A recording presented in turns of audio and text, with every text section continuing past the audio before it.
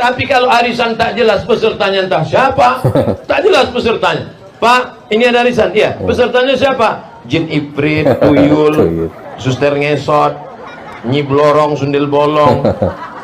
Tak jelas. Maka sesungguhnya itu bukan arisan, tapi itu hanyalah riba berkedok arisan. Bahkan mungkin kita restui kalau seandainya kamu mati sewaktu-waktu nggak usah apa bebas bayar. Itu kan bisa saja ngomong gitu, mau mati. Konsumsi arisan diambil dari mana biasanya? Dari si pemenang, itu riba, tidak apa. Arisan itu sebenarnya utang. Hutang yang diatur supaya kesannya bukan utang. Juga 10 juta tidak boleh pertambahan. Beda.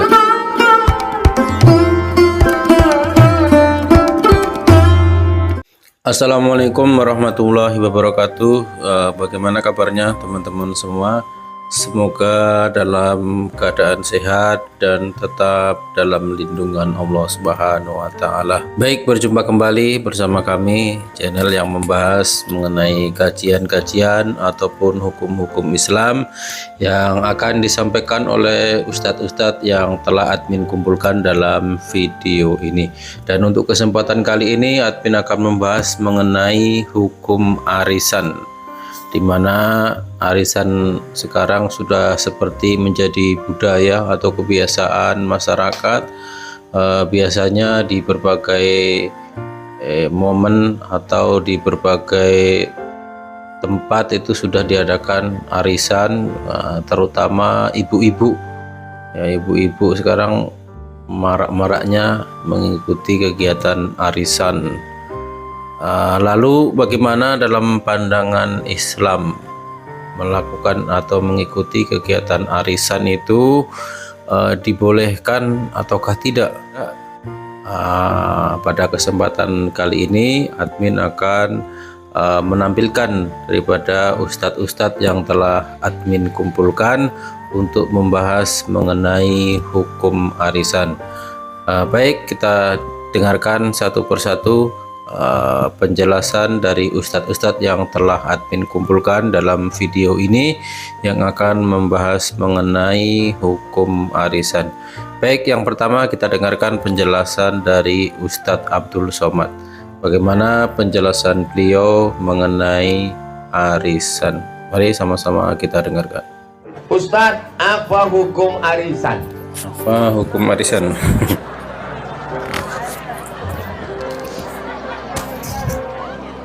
Kita ada 10 orang. Saya 10 orang. Kita 10 orang, arisan 1 juta 1 bulan. Sejuta 10 orang berarti berapa juta? 10 juta. 10 juta. 10 juta. Oke, kita gulung 10 kertas ya, kita gulung. Gulung 10 kertas, digoncanglah di dalam mangkuk. Yang pertama, yakinkan bahwa Anda tidak punya serangan jantung. Kalau ini jantung dulu. Kalau jantung biasa. Tapi waktu goncang tadi kita sambil menunggu nomor masuknya keluar atau tidak. Sesudah kita goncang, digoncang, terambillah 1 kertas. Dibuka kertas tadi, ditengok nama di situ. Abdul Somad. Kenapa dia dapat? Aku yang baca.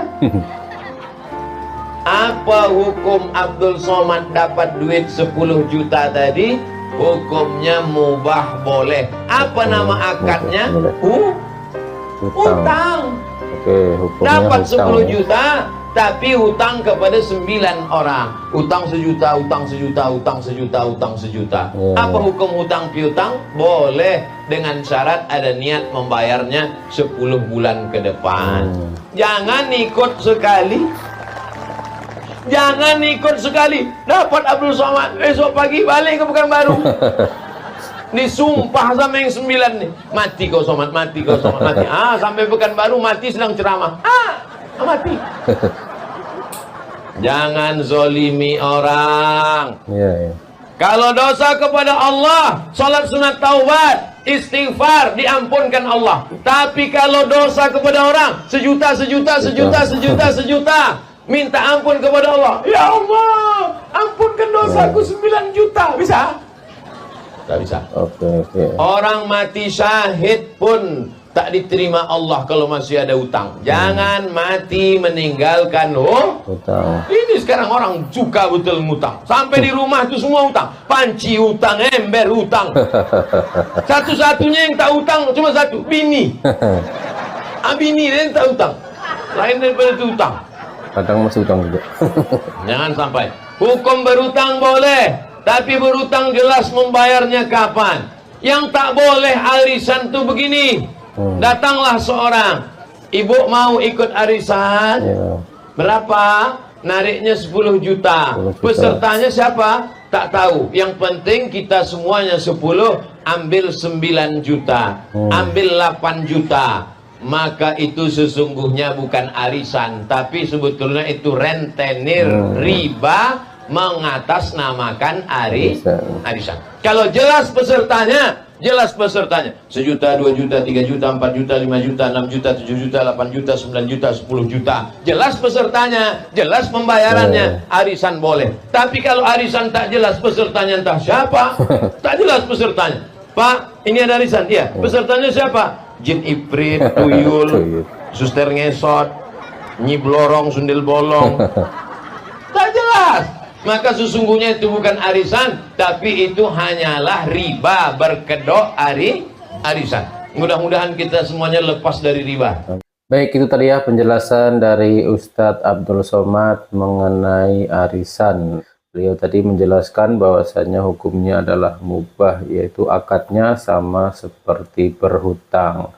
Dan berhutang ini ya dalam Islam itu diperbolehkan dengan syarat, yaitu ada niat untuk mengembalikan daripada hutangnya dan ada yang untuk membayar hutangnya, asalkan arisannya jelas seperti yang Ustadz Abdul Somad tadi jelaskan, maka diperbolehkan. Itu penjelasan dari beliau. Baik, selanjutnya kita dengar juga penjelasan dari Buya Yahya. Bagaimana penjelasan Buya Yahya mengenai hukum arisan. Arisan. Kita gini loh ya, dalam memberikan hukum itu adalah hukum ala syai' far'un tasawwurihi. Memberi hukum itu harus ada gambarannya terlebih dahulu. Kita harus tahu sebab diadakannya pengajian itu. Mana yang lebih dulu, arisan dulu atau pengajian? Iya. Kalau ada arisan dulu ya kadang-kadang nggak bisa disalahkan. Ada arisan, sayang dong ada perkumpulan tapi nggak ada, baru dibuat pengajian setelah adanya arisan. Kadang orang nggak mau kumpul kecuali ada duitnya. Ini males kumpul, jadi buat arisan, lalu pada berkumpul. Nggak ada masalah. Arisan itu sebenarnya pada dasarnya adalah makna tolong menolong. Jadi Anda menolong saya menolong Anda. Dengan cara apa? Yuk kita kumpulin duit. Hanya mungkin yang perlu dibenahi adalah hati, bukan istilah ngutang itu semuanya. Kalau ternyata saudara kita yang bergabung ini nyungsep melarat, ya nggak wajib bayar. Kapan kalau mampu, kan begitu. Bahkan mungkin kita restui kalau seandainya kamu mati sewaktu-waktu nggak usah bebas bayar. Itu kan bisa saja ngomong gitu. Mau mati? Belum mau. Ya mau. Jadi tinggal ngatur saja, karena itu perkumpulan yang sudah menjadi tren dan budaya kebiasaan. Yuk kita jadikan perkumpulan itu lebih syar'i, dibenahi syariatnya, dibenahi. Tapi kalau kalangan orang sudah ngaji semuanya, banyak duit semuanya, ya boleh saja, nggak usah pakai arisan. Cuman di saat ada arisan kita lebih senang, kita motivasi aja untuk lebih bagus lagi, karena itu adalah irama tolong menolong ya. Tolong menolong bukan istilah utang mengutang ya. Tolong menolong. Kumpulan hari ini kita ngumpulin 10.000 untuk ngangkat si A, ngangkat si B. Yang paling terakhir gimana? Ngempet puasa dulu, nanti paling akhir juga dapat. Tapi sudah pada mati 6. Ya lumayan matinya terakhir dia. Kan gitu saja. Jadi jadi ini sifatnya tolong menolong. Jadi nggak apa-apa kalau Anda mendengar itu adalah keinginan beliaunya mungkin untuk menjaga orang agar banyak utang. Tapi kalau sudah ditata dengan baik juga nggak ada masalah. Kita juga tidak ingin ada khilaf dengan si A, si B, si C. Anda ingin mengadakan arisan, adakan arisan. Tapi sifatnya adalah untuk tolong menolong. Sebab kalau beli dengan duitnya sendiri nggak bisa beli kulkas. Tapi gara-gara arisan ya paling enggak ngempet. Waduh, saya belum dapat sekarang, beli kulkasnya mungkin tahun depan. Karena pas dapat giliran saya tahun depan. Besok dapat. Alhamdulillah. Jadi arisan itu adalah irama tolong menolong. Cuman yang perlu dijadikan catatan adalah tujuan Anda karena tolong menolong. Baik, itu tadi ya penjelasan dari Buya Yahya mengenai arisan, bahwasanya arisan itu bagian juga daripada tolong menolong, maka diperbolehkan. Baik, selanjutnya kita juga dengarkan penjelasan dari Ustadz Haidar, bagaimana penjelasan beliau mengenai hukum arisan. Hukum arisan menurut pandangan Islam, para ulama ikhtilaf. Syekh Al-Albani melarang hal itu karena ketidakjelasan status uang yang didapat oleh si pemenang. Kalau yang menang awal, yang pertama ya, apakah statusnya dia meminjam kepada beberapa orang, seluruh anggota arisan? Kalau meminjam harus ada akadnya, akad pinjam meminjam. Syekh Al-Albani menyatakan sistem kepemilikan seperti itu tidak dikenal di zaman generasi terbaik, maka tidak boleh. Itu kata beliau. Syekh Al-Utsaimin rahimahullah menyatakan boleh selama la dirara wala la dharara wala dirara. Tidak memadaratkan dan tidak dimadaratkan, itu pertama. Kedua, tidak ada unsur riba. Ada nggak unsur riba dalam arisan? Bisa ada, bisa tidak. Contohnya begini, siapa yang menang wajib menyediakan konsumsi. Itu riba. Kenapa? Kullu qardin jarra bihi manfa'ah fahuwa riba. Setiap pinjaman yang dari pinjaman itu ada manfaat yang diambil oleh si pemberi pinjaman, itu riba. Kalau orang yang menang arisan, dia statusnya peminjam, ya. Orang lain memberi pinjaman. Si pemberi pinjaman mengambil manfaat dari suguhan si pemenang yang meminjam, itu riba loh. Nah sekarang konsumsi arisan diambil dari mana biasanya? Dari si pemenang, itu riba, tidak boleh. Haram bagi orang-orang yang memakan, tidak boleh. Dua-duanya ya tidak boleh. Si pemberi riba dosa, si pemakan riba juga sama-sama dosa. Baik, itu tadi ya penjelasan dari Ustadz Haidar mengenai arisan, bahwasanya di kalangan ulama ada sedikit ikhtilaf ya, atau perbedaan mengenai hukum arisan. Seperti yang beliau jelaskan tadi, dari dua pendapat ya, ada yang melarang, ada yang membolehkan. Yang membolehkan pun tadi sudah beliau jelaskan syarat-syaratnya. Baik, selanjutnya kita dengarkan penjelasan dari Ustadz Khalid Basalamah. Hukumnya arisan, jauhi aja kalau bisa. Jauhi. Arisan lebih baik dijauhi, karena memang arisan itu sebenarnya utang. Hutang yang diatur supaya kesannya bukan utang. Utang bukan itu. Orang itu kalau berutang dalam agama, kalau darurat baru boleh. Kalau tidak darurat nggak boleh, ya. Karena orang kalau mati punya utang, masalah. Ruhnya akan tergantung antara langit dan bumi. Dalam sebuah hadis dikatakan, dan arisan itu utang. Orang yang kena pertama misalnya, dapat pertama, maka dia jadi masalah utang. 14 orang yang dia punya utang 13 orang. Dan dia harus bayar setiap bulan. Apalagi kadang-kadang sering kali terjadi arisan ini digunakan memang untuk tanda kutip ya, berfoya-foya. Misal dapat pertama, dapat 15 juta. Kalau ibu-ibu, dibeli apa 15 juta? Mau syukur-syukur kalau dipakai bayar utang juga atau punya masalah. Enggak, beli tas, beli apa, manfaat. Terus itu utang. Bangga baru beli benda. Padahal sebenarnya tidak diperlukan, tasnya masih banyak. Lalu untuk apa? Lebih baik jangan. Saya tidak katakan haram ya, lebih baik jangan.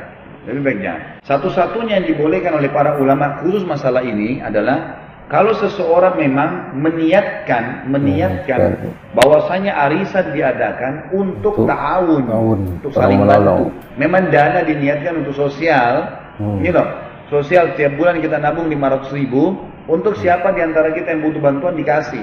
Nanti dia akan dikasih siapa yang mendesak butuh. Misal, si fulan ini butuh betul susah, dia bantu kena anaknya sakit, kena si fulan, apalah, kasih. Nah masalah. Nanti kalaupun dia tidak mampu membayarnya, maka itu dimaafin misalnya. Memang dianggap itu kegiatan sosial. Jangan dijadikan sebagai ajang keuntungan, karena tidak ada keuntungan di arisan. Baik, itu tadi ya penjelasan dari Ustadz Khalid Basalamah mengenai arisan ya. Beliau tadi berpesan sebaiknya dijauhi ya. Walaupun beliau tidak berfatwa haram, tapi sebaiknya dijauhi karena memang arisan itu bagian daripada hutang piutang ya. Kita berhutang.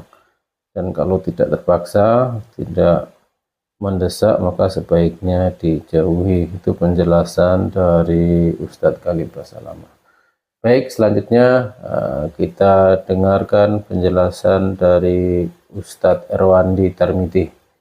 Kan pinjam meminjam. Yang dapat statusnya meminjam kepada yang belum dapat. Pada dasarnya boleh selagi tidak ada pertambahan. Dia terima umpamanya 10 juta yang dia bayar dengan cicil, nanti juga 10 juta, tidak boleh pertambahan. Beda tadi dengan motor. Jelas? Maka menjadi halal. Tapi bila ada persyaratan yang dapat nanggung makan, nanggung ini segala macam, berarti ini dia pinjam kurang. Karena dia harus bayar beli ini, beli ini, beli itu. Dapat 10 juta buat biaya makanan tadi adalah 500.000. Kamu karena kamu pinjam uang saya, beri saya makan ya. Maka ini adalah riba. Dia terima 9,5, yang dia bayar nanti adalah 10 juta.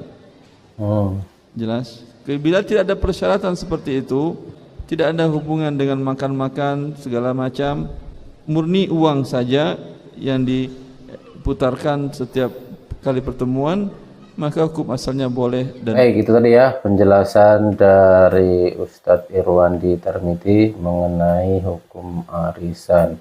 Selama tidak ada penambahan ataupun memang hanya sebatas uang itu saja yang diputar, maka baik dan diperbolehkan. Tapi kalau ada penambahan, ya ada pengurangan dari yang penerima, misalkan untuk beli konsumsi ataupun sebagainya, itu otomatis sudah berkurang dari jatah penerimaannya, itu masuk daripada bagian riba. Baik, itu tadi ya semua penjelasan dari ustadz-ustadz yang telah admin kumpulkan dalam video ini mengenai hukum arisan. Bagi teman-teman mungkin yang mempunyai rujukan hadis ataupun penjelasan mengenai hukum arisan, boleh berdiskusi di kolom komentar. Terima kasih sudah menonton. Assalamualaikum warahmatullahi wabarakatuh.